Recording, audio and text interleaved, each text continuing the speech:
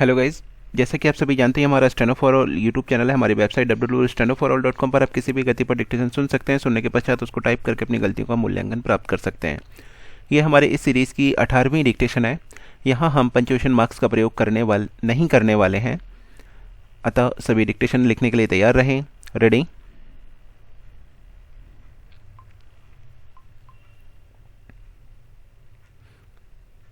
इसके अतिरिक्त हर इंसान को अपने विचारों के अनुसार पूजा करने या किसी भी धर्म को अपनाने की स्वतंत्रता है। भारतवर्ष एक विशाल देश है जिसकी जनसंख्या 1981 की जनगणना के अनुसार 68 करोड़ से अधिक है। इस विशाल देश के लोग भी विशाल हैं। इतने बड़े देश में भाषा, रीति रिवाज, जात पात, संप्रदाय के आधार पर समाज के विभिन्न वर्गों में थोड़ा बहुत मनमुटाव अथवा भेदभाव होना स्वाभाविक ही है। शायद ही विश्व में कोई इतना बड़ा देश होगा जहाँ के लोगों के रहन सहन, आचार विचार, वेशभूषा, खान पान, धन दौलत, भाई बंदी की भिन्नता होते हुए भी इतनी एकात्मकता दिखाई दे। सचमुच अगर यह कहा जाए कि यहाँ विभिन्नता में एकता है तो कोई अत्युक्ति नहीं होगी। इसका मुख्य कारण यह है कि भारत एक धर्मनिरपेक्ष राज्य है। यहाँ पर सभी नागरिकों को समान अधिकार प्राप्त हैं। भाषागत, जातिगत, वर्णगत भेदभाव किसी के साथ नहीं किया जा सकता है। इसके अतिरिक्त नागरिकों के मौलिक अधिकार हैं जिनका हनन किए जाने पर नागरिक न्यायालय में रिट याचिका दायर कर सकते हैं।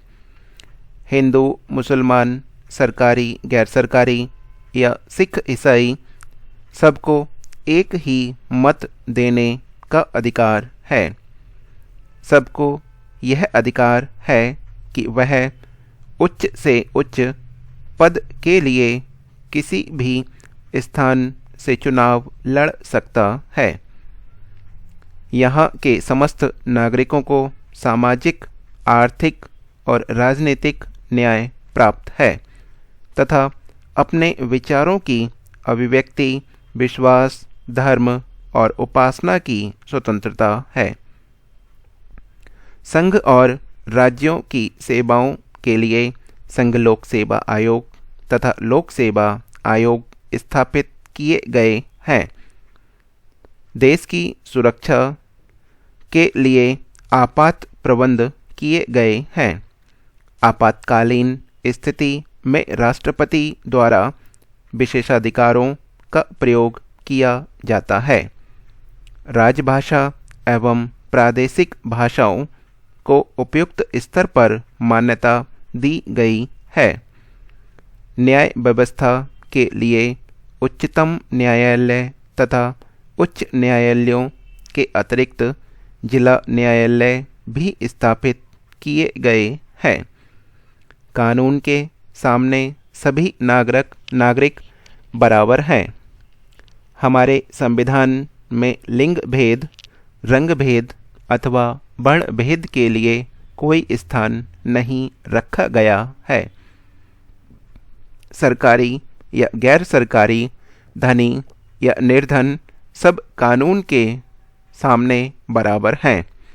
फिर भी समाज में असमानताएं आश्चर्यजनक गति से बढ़ती जा रही हैं, जिनको दूर करने के लिए भारत सरकार कृत संकल्प है और अपने सुधार कर रही है।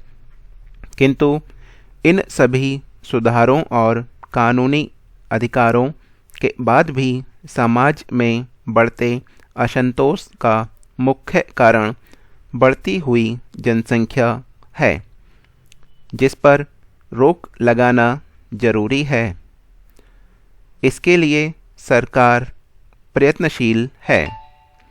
महोदय, सप्ताह में 2 बार भोजन छोड़ने का मेरा सुझाव है।